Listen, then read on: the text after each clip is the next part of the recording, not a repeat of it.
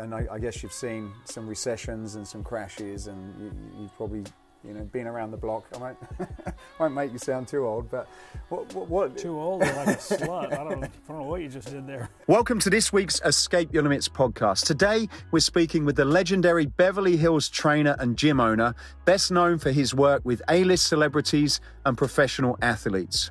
With 28 years of experience within the industry, he's a sought-after expert and the man behind some of the fittest bodies in Hollywood. One of his recent appointments was as the Director of Strength and Endurance for the LA Lakers. With over 20 years in the fitness industry, Gunnar's dynamic approach, boundless energy, and humor only add to the effectiveness of the experience his clients enjoy.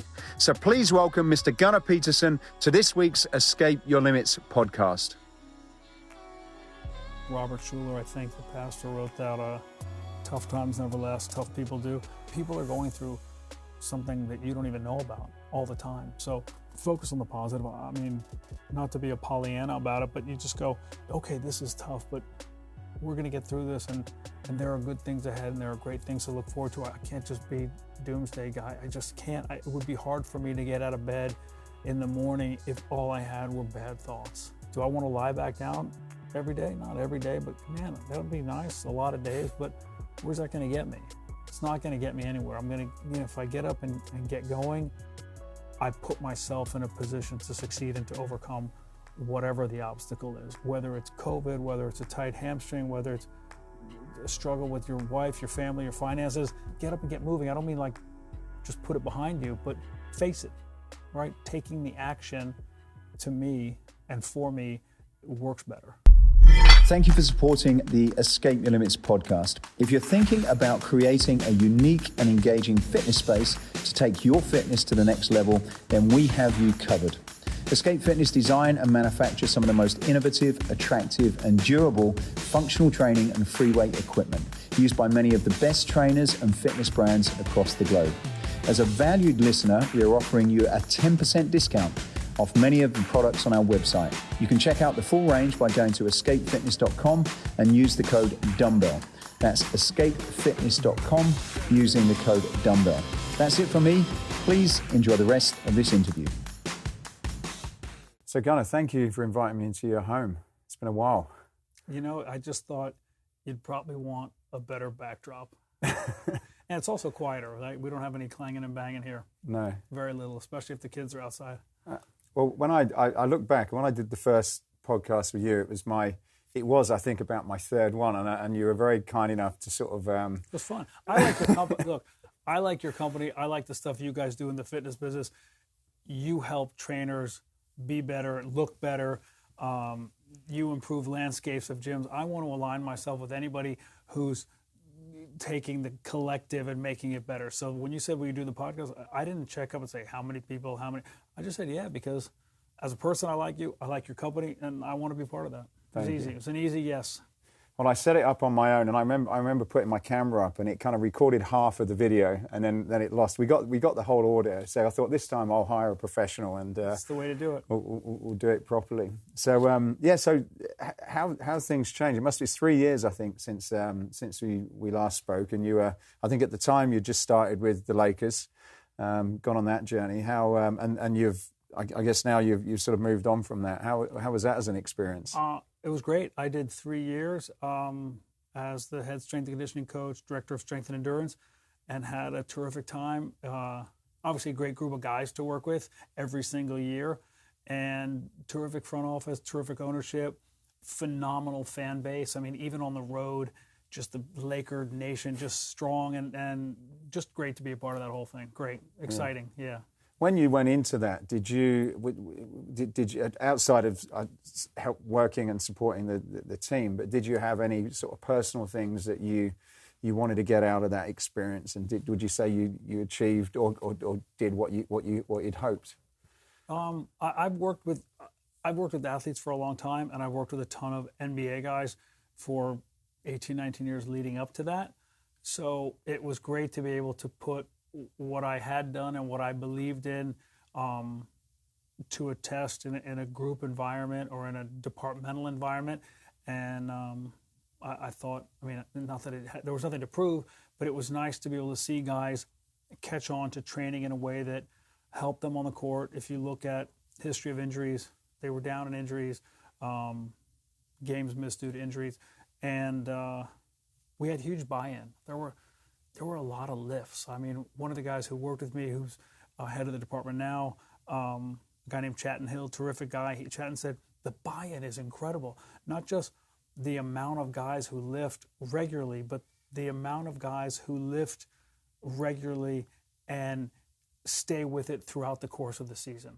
So I look at that as a win. Right. Well, was that a different type of training that they were doing before you got involved? I don't know. I didn't go too much into what happened before I was there, but what we did was similar to what I had done for years with individual players in the off season, and it translated. Yeah.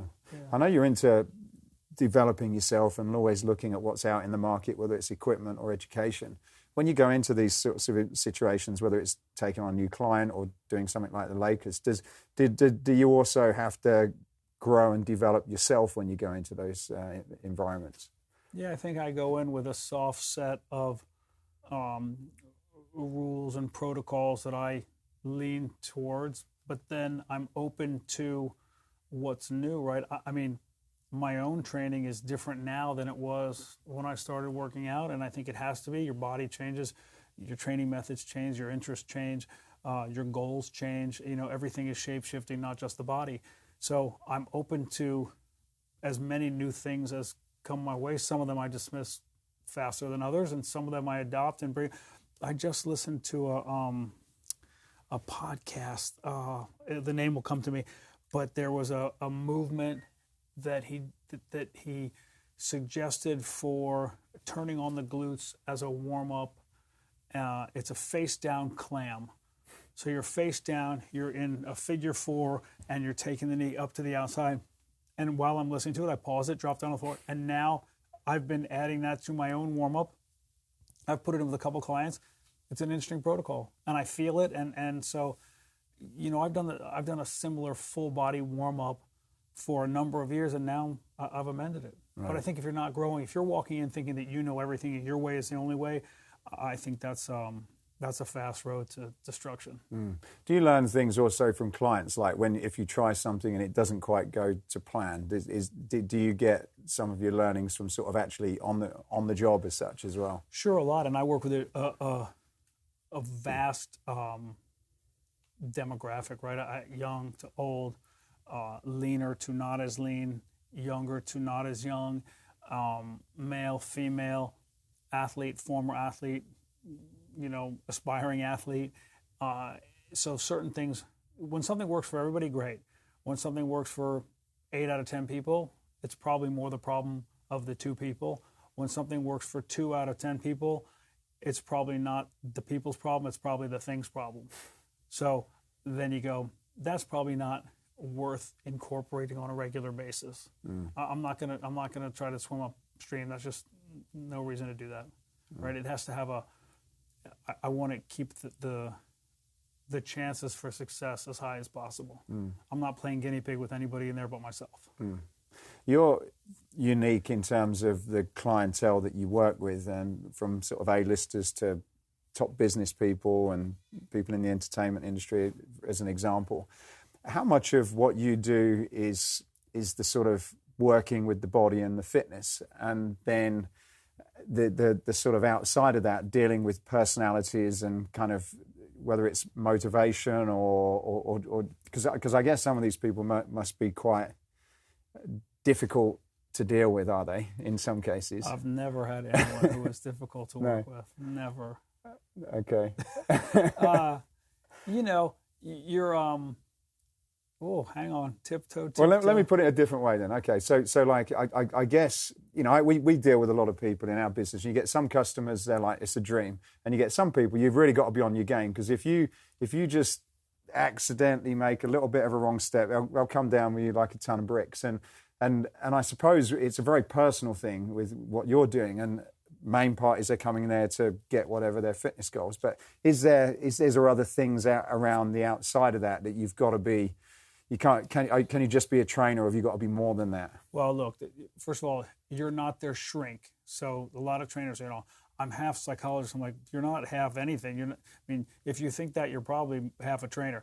You're not their shrink. So I don't give advice. I let them work through it. And if I get pressed on an issue, I might say, well, if you're asking what I would do is this, but that's me, and I don't have the same extenuating circumstances that you have, so I'm not saying to do that. So I never give advice. That's one. Never talk religion, never talk politics, not with a client, not with you. Just don't do it. It doesn't end up well. And in terms of running the workout, I mean, I'm in charge of the workout. I've been charged with being in charge of the workout. So I write it all down. There's a template that we work from. It's not in stone. It's a template, not a tablet. And I reserve the right to pivot off of that, regress it, progress it as I see fit, because that's my world. But the boss is the person training. You can't fire a client. When I hear trainers, I fired that person. You didn't fire anybody. It's a misnomer. You can't fire someone who hired you. You can quit, but that makes you a quitter. Up to you how you want to handle it. You know, you can make yourself selectively unavailable. Sure, there are a number of ways to get out of an uncomfortable situation. But if you go in, to me, if I go in, and I do, knowing that they're the boss, there's no ego in the game. I know where I am and I know where they are. And that's easy to take. But if you go in thinking that's you and that's them, you're probably going to butt heads somewhere, because you're going to feel challenged when it's not meant as a challenge. So you manage it. You don't have to be a yes man to everything, but you don't also need to argue things that are outside the scope of what that relationship is really about. And sometimes some of those relationships transcend. I mean, at the end of the day, it's a transactional relationship, right? But some of them can become very, I mean, it's fairly intimate. It's a lot of man hours, a lot of one-on-one close proximity.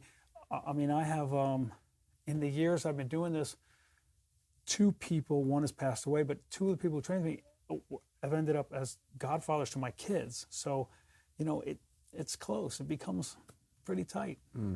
I guess a lot of trainers, it's their dream to have a list of clients like yours. What do you think? You know, is that something? Oh, but question. That's weird to me. Why? Because they're people who are known. They're famous people. Why do you want that? I would pull back and ask why you want that. Yeah. If you want that because you want to rub shoulders with famous people, that's already there's a flag on the play right there. Then if you want that because you have an agenda and you're trying to maneuver within their world and their business, already red flag. If you want that because you think being associated with them allows you to develop a platform and be vetted as someone in fitness and to use their celebrity to help launch your name because you want to improve the fitness landscape, okay, maybe. It's still a little too calculated. You can't just, in my opinion, go after people because they're high-powered or they're household names. That's just a strange way to do that. I want to go after people who work hard. People say, how do you decide who you work with? And I go, I like people who work hard. I put a lot into this. I put a lot into the prep. I put a lot in, you've been in my gym.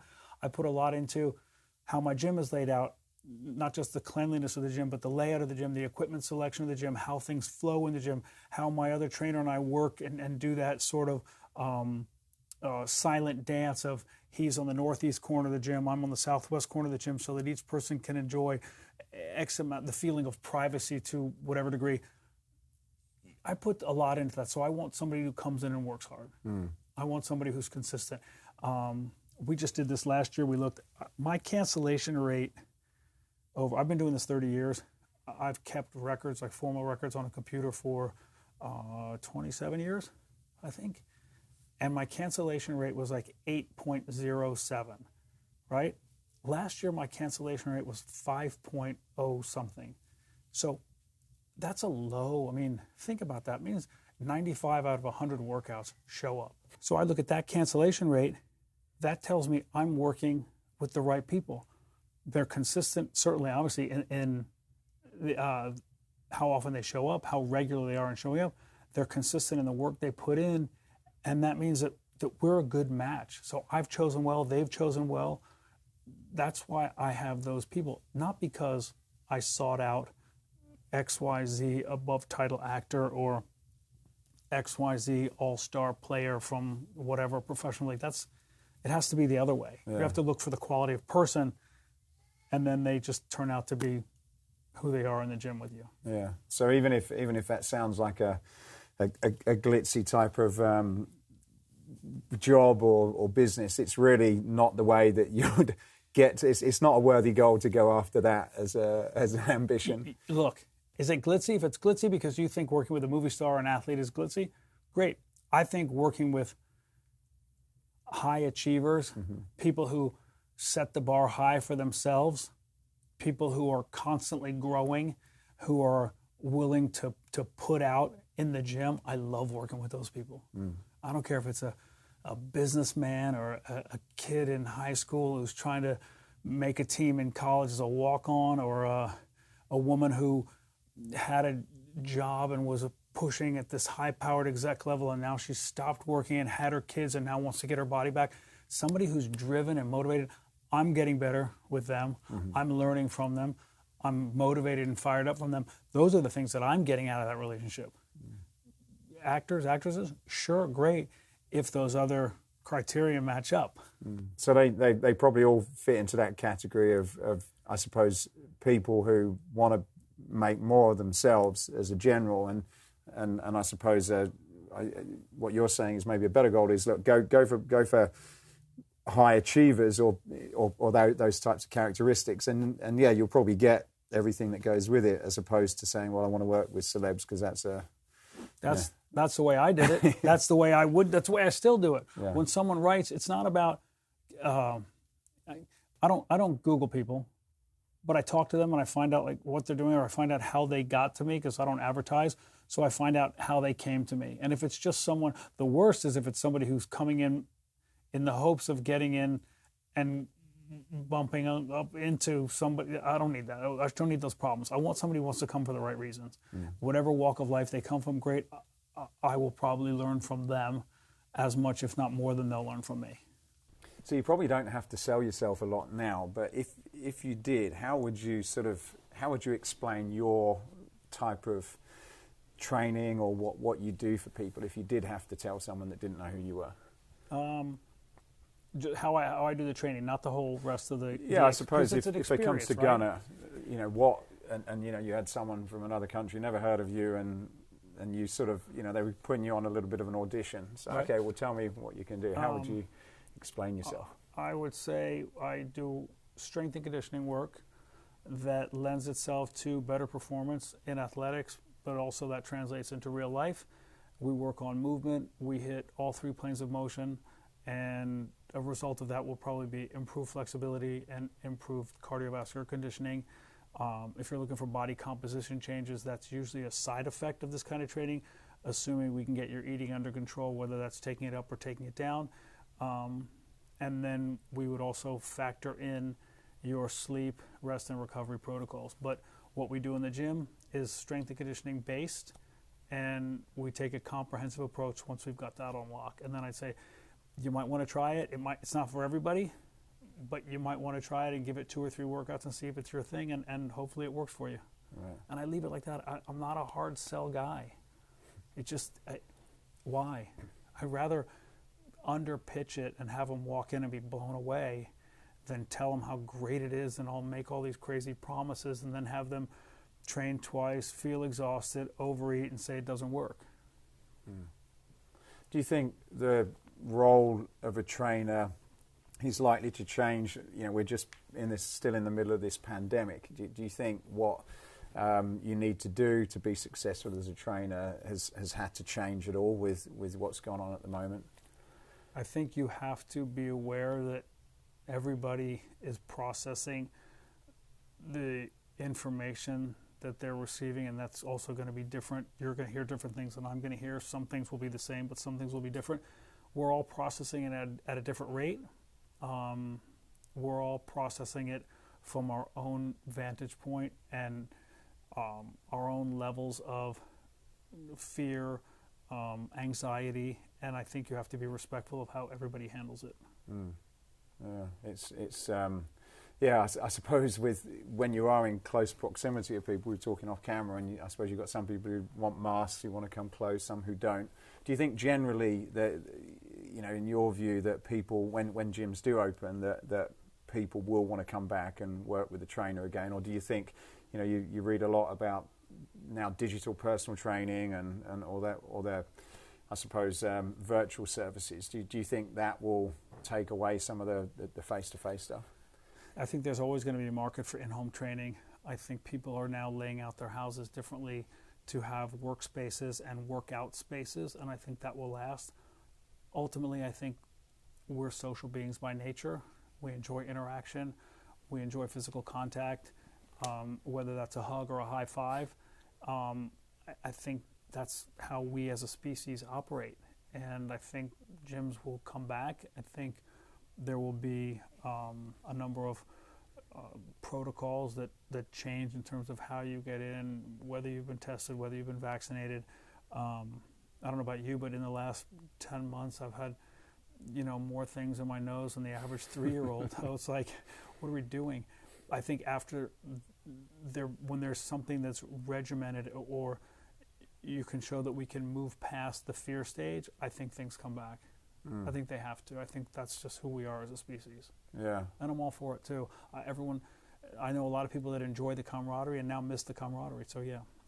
You've been in this business for a long time, and I guess you've seen some recessions and some crashes, and you've probably been around the block. I won't make you sound too old, but what too old? Or like a slut? I don't know what you just did there. But with this, I guess it could be similar to some of the crashes we've had before. In your business, what have you sort of seen in terms of times and how it's recovered, and I suppose how fitness has seen throughout your time? Is it sort of relatively recession proof and pandemic proof, and you'll see it continue to grow? I suppose, what's your assessment after being through a few downturns in your career? I think I'm in the zip code, not that it's recession-proof by any means, but I think this zip code stands alone, stands apart, not good, not bad, not better, not worse, just different, and that things affect it differently. We have downturns for sure, but they don't plummet. They don't bottom out. We don't see rock bottom, but there are bumps. They drop down, and then we have big spikes up where things go really, really well. And sometimes you think, oh, this is going to go well. I can kind of see where this is going. I'd expect this for the next 4, 5, 6 weeks, and all of a sudden it lasts for 12 weeks, and you're exhausted. You go, I didn't think these people were in town for this long. Or I didn't think this prep for this project was going to go this long. And you just realize, instead of bitching about it or even bothering to note it, you just think, I'm fortunate to be in a business where a lot of people are working just to get a leg up, and I'm doing everything I can to be able to keep pedaling this fast. Right? Knock on wood, where I don't have any wood here, but knock on wood, we've put ourselves in a good position to succeed, and when the success started coming, I think we've handled it as best we could. Right? We try not to let too much slip between the cracks. That means early mornings, late nights. That means returning a lot of texts, a lot of emails, answering a lot of phone calls, sending stuff to people when they travel to make sure that they know we didn't forget about them or let them go. And ultimately that's paid back by how regular they are with us, how consistently they come, how many years they continue returning. So it's been good. Yeah. Was it when you heard that this was starting, and particularly in LA, you're probably in one of the worst areas, but was there any sort of hairy moments when you thought, what am I going to do? Yeah, the information comes in at such a crazy pace, and depending on what you read, who you talk to, who you listen to, you hear everything from, Chicken Little, the sky is falling, to, relax, you're going to get a cold for 2 days. And so it's anything in between. So I think you have to respect how everybody processes the information they're receiving, and you act accordingly, and you choose your path and be consistent with it, and common sense, stay clean and stay away and wash your hands and wipe things down, and we'll come out of this. What are your thoughts on gyms? I know, I don't know whether it's announced yet, whether I can say it. If not, we'll have to cut it out. But you're now an ambassador for World Gym. Is that No, that's out. common? Yeah, that's out. So how do you? What are your thoughts on the gym business then? Have you got any views on sort of what that is likely to look like in the next sort of 12 to 24 months? 12 to 24 months, hard to predict. I think as this vaccine rolls out and people feel more bulletproof, I think they're going to want to get back to life as they knew it. And, World Gym's been around forever, and it's a solid, it's like a cornerstone of the fitness world. And they're always striving to get better. And so whatever the new protocols are, whether it's keeping equipment apart or it doesn't even matter how far the equipment's apart, just resume as you were, they'll be right there. They will be cutting edge and they'll be ready to open their doors. Mm. Do you think that gyms need to evolve at all? I guess there's a lot more competition than what there was this time last year, even with people like Apple coming into the space and Peloton being very dominant, and every time I look on Instagram, there's some other home app that more power tells to them. me. Bring it. That's it. We're all going to get better. Yeah. What do you think that gyms need to sort of change what they do, change their game, up their game in any way to deal with that? Look, I'm a neat freak, OCD cleaning guy. So even before I had my own gym, I would have always voted for gyms being a little bit cleaner, just in general. So I don't think the additional. I was just at a gym in Nashville a week ago, and obviously the equipment was separated. There were partitions between some of the stations, but what I noticed was there were a ton of wet wipe dispensers, very strategically placed. Everywhere I turned, whenever I got up from something, there was one very close, or close enough certainly that I would have felt like a dick if I hadn't wiped it down. Like it was right there, use it, clean it. And I thought, I hope that's not just for the pandemic. I hope that just stays. It makes it so much easier. I take a towel. That's how I am. I leave the hotel. I take a hotel towel to the gym and I use it. And I wish everybody there did. But they don't. So with these things around, kind of great. And I hope that stays. I know we've done it in our gym. We always had 2 places for wipes. Now we have 4 places for wipes and 3 places for spray bottles. So, and that's one small facility with 2 people. Mm. What do you think about technology as it relates to some of the bricks and mortar locations? So I've as an example, I've got this ring now that sort of scaringly tells me about my sleep. And I looked at that ring and I thought, either you are madly in love with your wife, or she doesn't trust you at all, and that's some kind of homing thing. That's a massive ring. Well, it's an Aura ring actually, and it tells me about my sleep, which is quite scary, and when I'm recovered. I don't need anybody to. You don't sleep enough. I got it. Thank you. I don't need a memo every morning. I was even thinking of putting it on the side for a while when I know I'm not going to be sleeping. Yeah, correct. But I guess the data that you can now get from like Apple Health and all the apps that plug into it, I suppose, gives the gives the user a lot more power in terms of all this data. So this is not a new question to me. This is a daily one with people in the gym. Does it give you more power, or does it debilitate you because you see so many things that you're not doing well? Well, yeah, that's where I was kind of going. So now I've got all this data. I've got like a heart rate, I've got a MyZone, I've got an Aura, I was going to get a Whoop. Real quick question while you're in this. With all this data, and I know you take care of yourself, I know you're in shape, I know you I've seen you.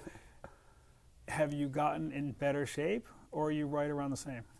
Well, okay, I'm going to answer that in 2 ways. One thing, I am more conscious of my sleep, and I know I've got to progress that. But I think now I'm in a situation where, look, I've got this data, and I need to go to someone like you to tell me what it means and how to incorporate that into what I do. Because for me, it's just numbers and data, and I've got an idea because it gives you like red, amber, green, and all that sort of stuff. But I suppose I don't know what to do. I've used it. I've had a number of them. Yeah, I'm sure you have with what you do. Yeah. But do you think, though, that there's whereas I suppose a trainer would come into a gym and they would ask you how you're doing, or this is what you do, I guess. But do you think that data could make trainers better by being able to sort of, look at your Apple Health and everything that plugs into it, and be able to sort of, work with you outside of the gym to say, okay, well, you've got stress, or you're not sleeping, et cetera, and it could help when you come into the gym, sort of give you a better session, or understand people better. So a few variables. In theory, yes, I think that could be the perfect fix-it for some people, assuming the trainer will process the data, or the person will process the data and then make use of what they've learned. For other people, I think it creates a lot of anxiety. And I think they look at the data and they go, I don't know what this means. Or they say, oh my God, I suck at everything. This is off, this is off, this is off. I'm never going to get better.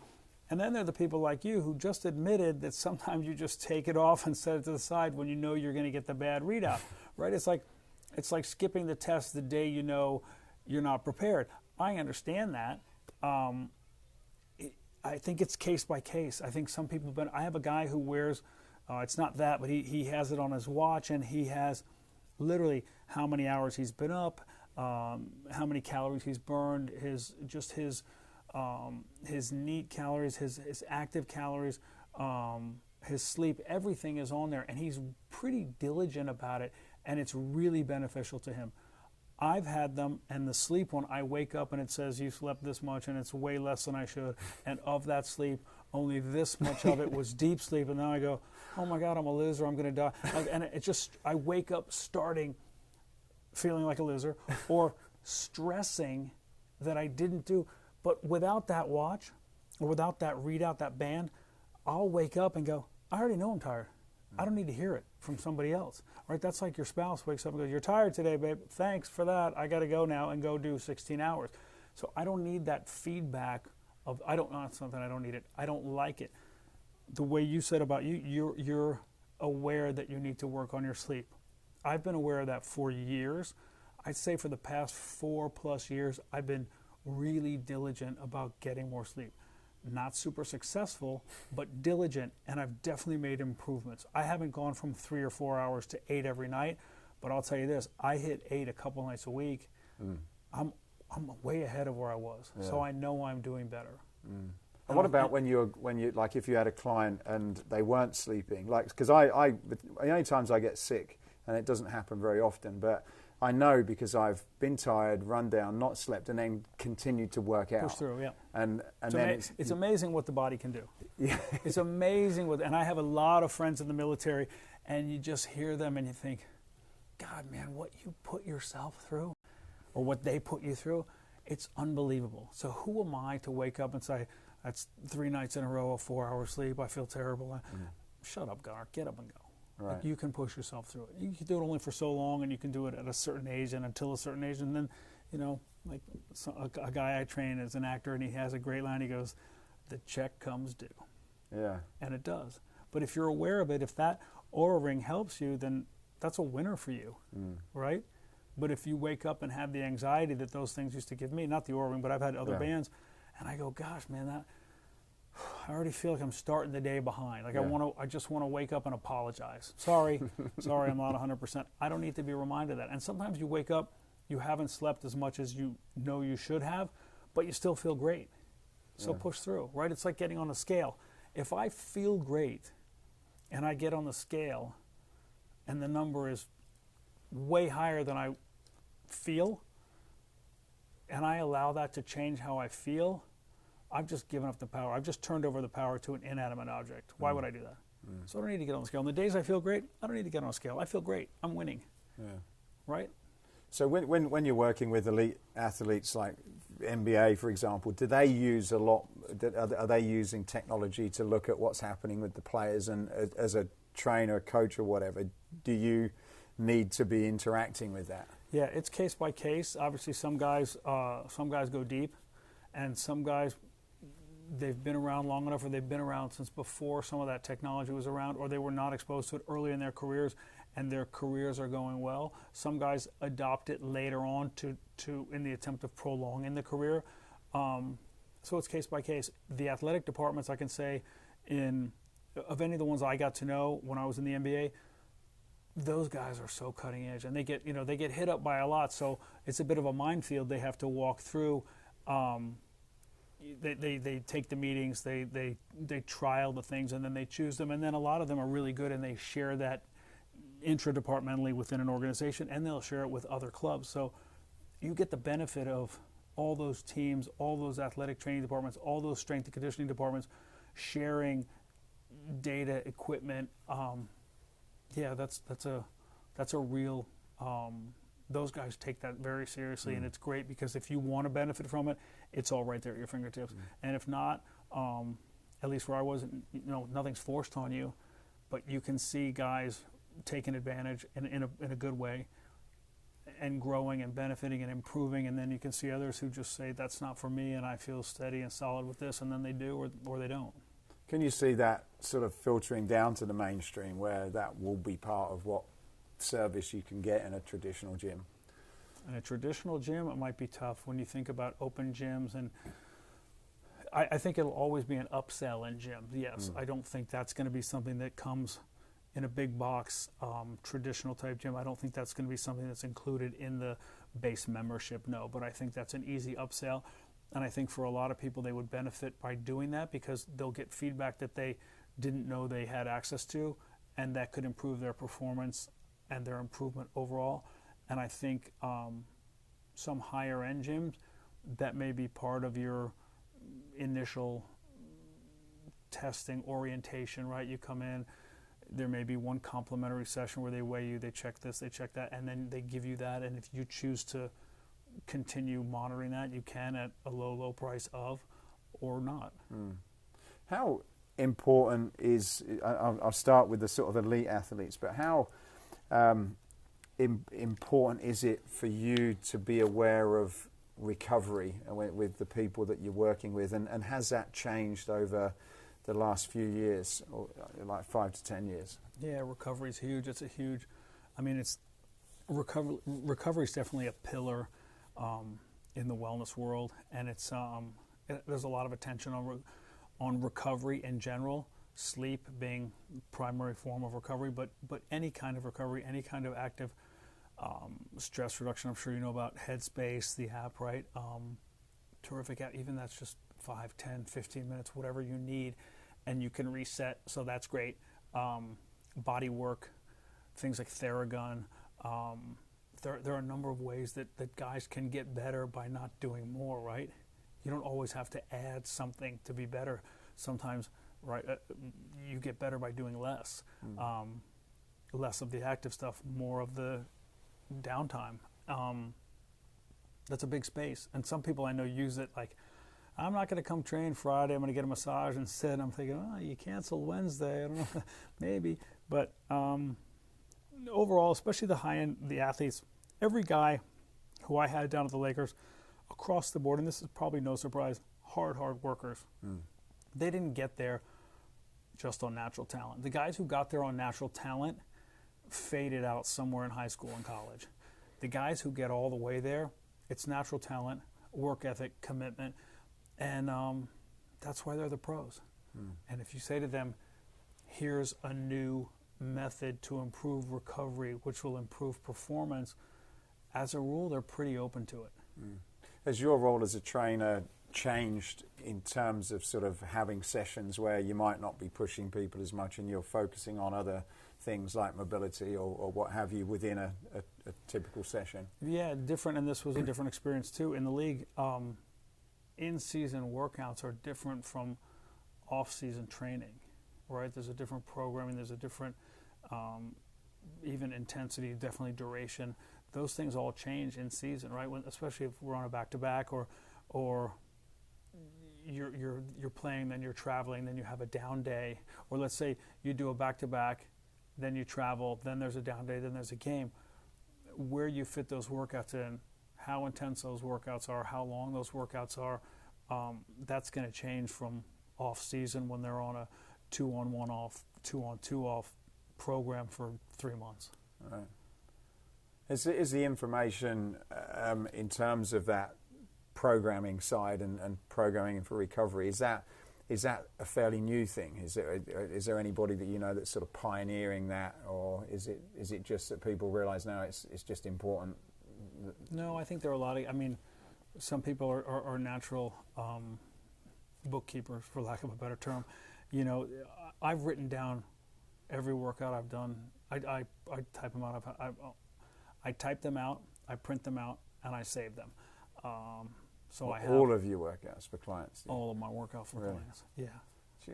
Yeah, I know, thousands, and I have them all on files. I have the first number of years. I still think I have the hard printouts, and I put them in notebooks because I wanted to be able to go back. If someone said, you know, my arm's been hurting since our workout, part of me wants to say, well, it's not because of anything we did, but this way I can go back and say, we did this, this, this, and I'll be able to look at it and think, were one of those movements the cause? But then I'll also show the person and say, do you think it could have been this, this, or this? And then they'll sort of act out those motions, and they'll go, no, I don't think so. And I'll think, thank God, it's not me.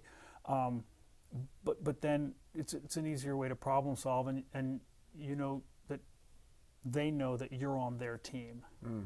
I'm not trying to absolve myself of any responsibility, but I want to make sure that we understand if your shoulder hurts and we had a conditioning heavy day the day before with maybe 2 lower extremity movements, 2 core moves, maybe your shoulder doesn't hurt because of something we did in the gym. Maybe you slept on it funny. Maybe, I don't know, but let's stay open to that, and instead of relying on our memories, let's pull up that workout and go through it together. It'll take 5 minutes of what you did. Mm. I know you prepare all your clients' workouts the night before. I've heard you talk about you sit next to your son when he's doing his homework and write them out. How much of your time Does that count as quality time with your kids? I still run. Sometimes I'll say to my wife, you know the love languages, right? Sometimes, one of hers is quality time, and sometimes we'll be in the room and she'll be on the computer and I'll be on my computer and I'll just go, hon, does this count as quality time? And she'll look at me and she'll go, no. And I go, okay, I just want to see where we are on this. So the same with my son. If he or my daughter, if she's in the room doing her homework and I'm in the room doing my homework, is this father-daughter time, honey? Hello? It's not, by the way. No, it's not. So well-intentioned, but not. What percentage of the time with a client goes on outside of that, hour or whatever they've booked? You obviously got some time to prepare, but is there also time where you're kind of looking back and reviewing some of the things you've done? When I write the workout, I usually pull up and hold open the last 2 workouts. Right. And I'm obviously aware of what day of the week we are and what we have mapped out in terms of if it's somebody who's 5 days a week or 6 days a week, I look at what they've done and where we're going. So I have a good, maybe it's not a 360 view, but I definitely have a good look at the training landscape, and I can make, as I see it, good programming choices. Right. You do most of this on your own, including communicating with clients and running the workouts. You've got one guy that helps you. How do you... I have a guy that helps me. I have a trainer in the gym, Brad Siskin, who's terrific, and I have someone in the gym who oversees everything, Kaylee Davis, who runs just the stuff that goes on with running a gym. I mean, whether it's delivery of a product or it's people coming to the gym to meet, or booking podcasts. I think I did that. But at some point, you got to let it go.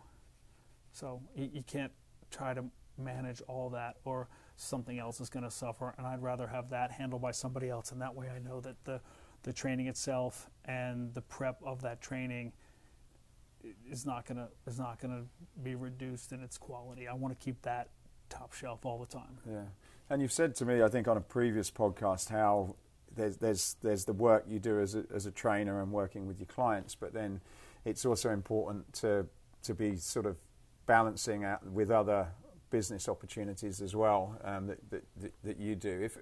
So for a traditional trainer, how would you suggest they sort of look at what they do? Would they have a time for working with their clients, and then would there be this sort of business development part where you're looking at other? There's a trainer. There's a trainer in San Diego named Todd Durkin. Great guy, terrific trainer, just world-class guy. and he talks about, and I'm going to get it wrong, but he knows I'm it's respect to Todd in terms of he does it by colors, like your green time is your money making time. He has your blue sky time. He has your red time, and the blue sky time, like let your head go, let your mind just be off of all the little detailed things that you're worrying about, and that's where you grow and develop. So I think you have to find time where you let go and you don't think about programming, you don't think about scheduling. You think maybe not about nothing, but definitely about something outside of your business. And in those times, I think you'll have other ideas. Or at least when you resume thinking about the business stuff, you'll come at it. And that may be an afternoon for you. It may be 2 hours watching a movie. It may be a weekend. It may be a week beach holiday, whatever it is. You'll come to different thoughts about how to improve.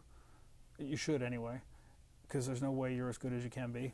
And you'll come to different ways of how you can grow as a person, as a business owner, and as a trainer. And that's when you're open and you're receptive to those opportunities. And you'll see them. Some of them may be right there in front of your face. And some of them might be, God, I talked to that guy years ago who had that. I should reach out to him and see where it goes. I don't necessarily personally need to block out 4 to 6 to sit there and pursue business deals. I'm not structured like that. It must be difficult though to break away and sort of go from one type of thinking where you're serving, providing a service for someone, to sort of go to a different type of thinking where you're trying to sort of build, like you've got a supplement line, a gym design business. You've got a number of plates up in there, I guess. So as they come up, you try to handle them, but then you realize you don't have to handle everything in real time. I mean, yes, it's great to be able to be hyper efficient and respond quickly and that, but sometimes you can't. You just table that. You also have things that jump the queue. You have kids. You have your own health, and I put my own health, nothing personal, I put it ahead and above of everybody's, because if I'm not taken care of, I can't be expected to take care of everybody else. But the kids, I come home, there's an automatic break in the work stuff, because I go to talk to your wife, spend time with your kids, pet your dogs, take a breather. If it's an earlier day, I might try to knock out my workouts earlier. And if it's a later day, it might be all family time, and then I have to sequester myself somewhere for 30, 60, 90 minutes to follow up on emails, get the programming back, or just scroll through Instagram. I find social people, I don't like social media. I think social media is necessary. I think it's a part of our world, and you can see great things on social media, and you can, some of them you go, nope, nope, nope. Some of them you go, that's terrific. And I'll share that with my other trainer or a group of trainers, and I'll share that with the guys who are still at the Lakers, the strength coaches, and I'll say, Ed Strider, Chatton Hill, and I'll send them, and I'll say, hey, check this move out. Look at this piece of equipment, or how cool that he used this thing that we've had forever in this way. And you get better like that. But that's also relaxing for me. I don't have this, when I scroll through Instagram, I'm not doing that. I'm not stressed. I'm not trying to get somewhere with it. I'm just, relaxing and rolling through at the speed limit. Do you think it's important nowadays for trainers that are active, looking for clients or building their business, to have some sort of presence on either a Facebook or an Instagram? Wow. I look, not to duck and parry. I think that's your comfort level. If you want to, yeah, sure. If not, as a marketing tool, I don't think it can hurt you. I think you have to decide who you are and what you are, and I think you have to be careful putting out anything hard and fast about your views on certain things, unless you want to be polarizing, and then go for it. I definitely think it's a place where you can learn, and I definitely think it's a place where you can find community, and where the industry as a whole can get better if you choose to be that way. The people who have time to scroll and criticize or write something hateful or mean, I look at that and go, that's way more of a reflection of where they're coming from than anything that was on that post, whether it's my post or some other post. I think it's unnecessary. I think there's enough of that nonsense in the world that you don't. The fact that you have time to slow down, pick something apart, and then write to a total stranger about that, I just think that's a sad reflection of where you are in your life. As far as seeing a trainer who's vetted it in the industry and doing something different, creative, and just writing that's solid or terrific move or I'm stealing that or little things like that, I think that grows our community and our business in a really positive way. So I would encourage a trainer. Yes, I think you should be on social media. How much you put out there, entirely up to you and your comfort level. How much you take from there, entirely up to you and your comfort level. But I would say go into it open. Don't go into it with any negative. I don't need this. I don't like this. I mean, you don't need to weigh in on it. Just experience it. Have you found any content that's worked? I heard you on a podcast recently where you said you had a friend that was a big social media person, and they said that I believe they said to you, get in front of a camera, show you working out. Paige Hathaway. Was it Paige? It was Paige Hathaway. She told me that. She goes, you need to put more content on. I said, I don't know what to put. That's not my nature. And she goes, just show you working out. I said, what do you mean work? Like, just doing a curl? She goes, yes. I go, oh, I said, just post me doing a curl every day? She goes, yes. She goes, people like that. It's good for your brand. People relate to that, do it. And I mean, bless her, because she's not wrong. A lot of times if I put workout stuff, you do still get the people who criticize it. I had some goon once on a box and said, you don't know how to throw a punch, you're terrible. And then I deleted his comment, and then he wrote back, you think you can delete me? And he came from another account. I was like, this guy has problems. And I think I actually wrote in the caption, this is by no means intended to be a boxing instructional video. This is simply a HIIT protocol to bump my heart rate up, to create different tension in the muscles through impact. I mean, anyway, those people are out there. You can't get away from them. But Paige did tell me that, and it was, she's not wrong. So that's a good thing. It's been a good thing for me. Yeah.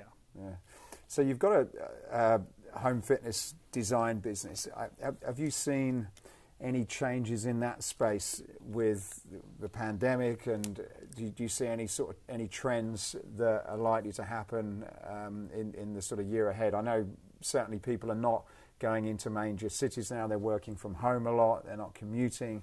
Do you think that that's going to be a bigger thing than what it has been in the past? So we've done a few. We've done 3 hotels in Hollywood, home gyms we've done, and then you get the people who say, they don't want you necessarily to design their whole gym, but they want you to recommend 3, 4, 5 pieces that are must-haves for their home or their vacation home. We've had people do their boats. I think there's always going to be a market for that. I think people want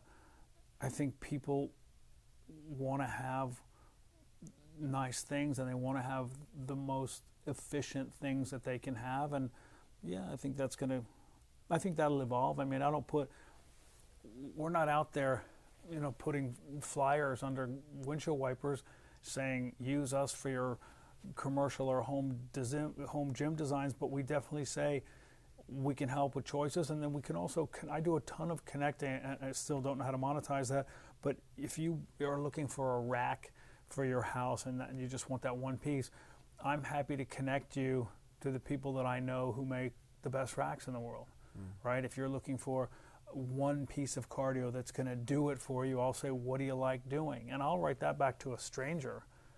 I'll say, you can't just say a treadmill. If you hate running, I can't recommend a treadmill to you because that's going to be bittersweet. So what do you enjoy? Because that's what you'll do, and if you'll do it, you'll get results. That's how I come at that. Right. And you do a similar thing for hotels. You did the Dream Hotel up here. When you come up with these spaces or design them, do you have a particular philosophy that you put into them, or do you sort of try and understand, well, look, who's coming in here and what's the best way to kind of give people workouts? So you take into consideration the people that hire you and ask if they have any ideas, because they might see it very streamlined or monochromatic or separated cardio from strength or all selectorized, however they see it. So you have to respect that, and then you can put your ideas out and hopefully they jibe. And then you try to understand the demographic. Is it an overnight place? Is it a place where people come for a week or 2 weeks? What's the relative age? Like, certain hotels, it's a younger, hipper, more fitness-oriented crowd. Another one, it's a more established executive who may have a very strict routine of predominantly cardio and stretching. It just depends on what and then you try to come up with good ideas and you put a deck together and say, here's how we would do it. Then also you factor in budget, right? And then you put a deck together and you say, here's how we see it. Here's the lead time. We've come up with this from a color schematic to a layout, and we'll put it on a CAD system and we'll show them. And some people go, great, whatever you think. And other people say, and then you find that common ground, that happy place. With hotels struggling, I guess, at the moment, I guess they've got two things. There's Airbnb. I'm reading that they're doing extremely well. For sure they are, right? And then you've got people not traveling as much. And then you go into hotels and look at the workout experience, which in most cases, I was in Vegas over the Christmas period, and even some of these beautiful hotels, the fitness centers seem to be still stuck in 15, 20 years ago. Yes.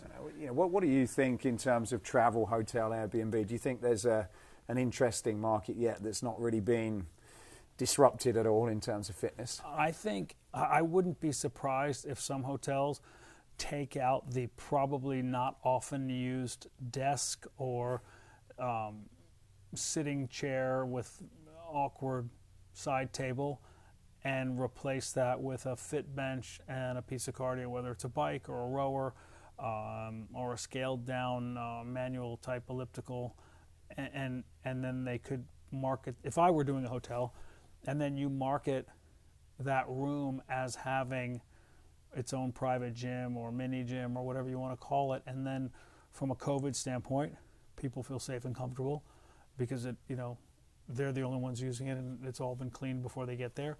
And they don't have to forego their fitness experience when they travel.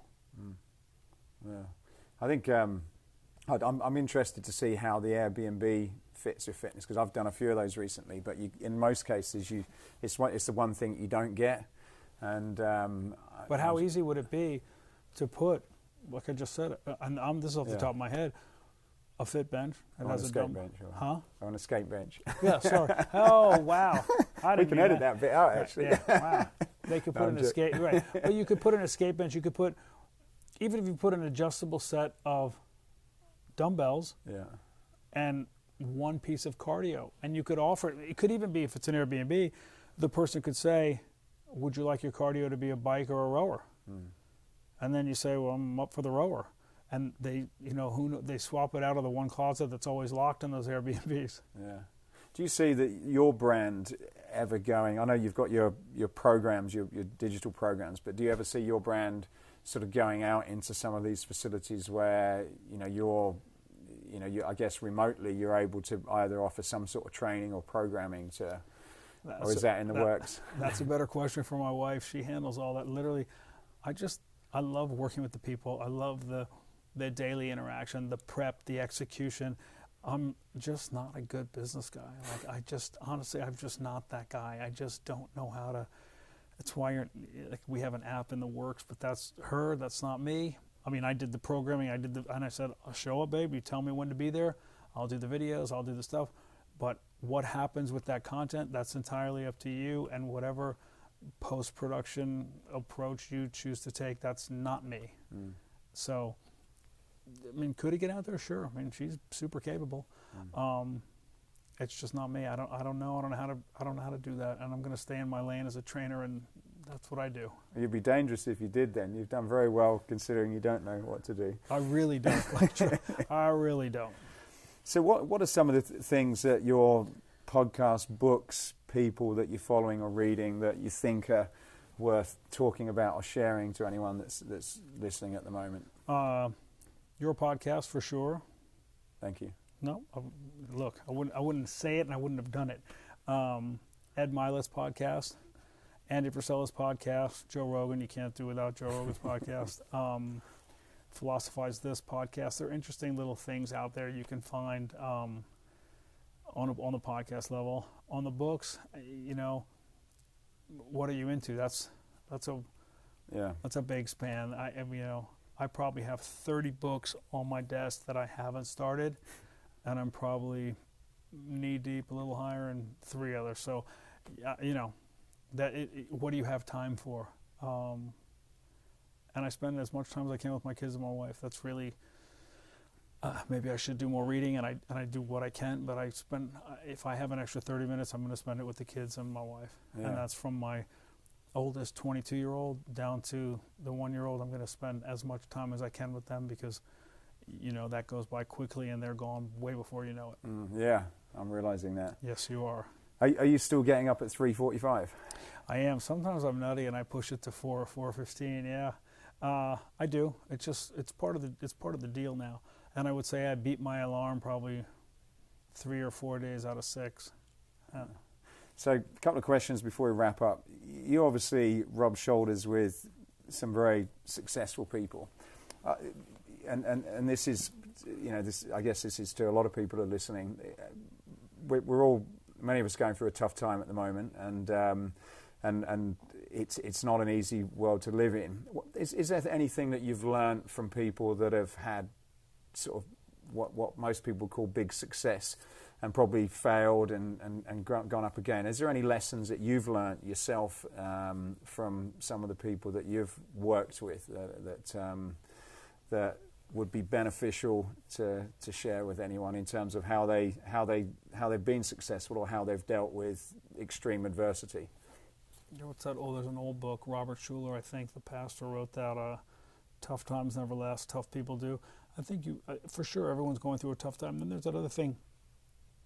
People are going through something that you don't even know about all the time. So focus on the positive. I mean, not to be a Pollyanna about it, but you just go, okay, this is tough, but we're going to get through this, and there are good things ahead, and there are great things to look forward to. I can't walk around with, I can't just be doomsday guy. I just can't. It would be hard for me to get out of bed in the morning if all I had were bad thoughts.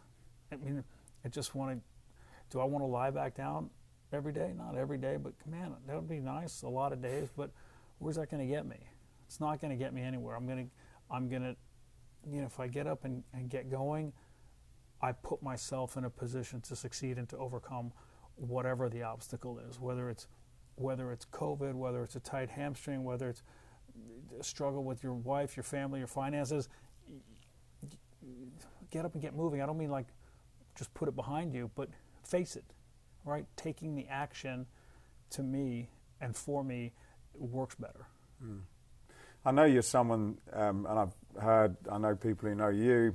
You work now like you would do if you're trying to just climb the ladder from the very beginning. With I am climbing the ladder. We're all climbing the ladder.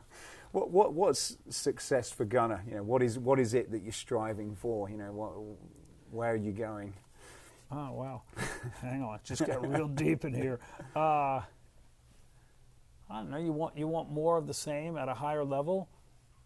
You want more time. How do I create more time? I think I make better use of the time I have, and that if I do that right, I should have more time on the back end. I'm more efficient with the time than just stacking things. More family time. I wish I saw my parents more. I wish I saw my brother more. I wish I saw my wife and my kids more. I wish I spent more time with friends. But I don't just sit around and wish it and, get all teary-eyed about it. I try to make the most. Look, I haven't been able to see my brother in a minute here because he lives overseas and with the travel restriction and everything. But it means more FaceTimes, more funny memes, more random texts, more 2-line texts, and more phone calls. So to me, that's time with those people. It's not perfect, but I'm going to do something. And if I take that action, then I bridge that gap between the actual time and the visits. My parents live on a farm, pretty quarantined just by nature.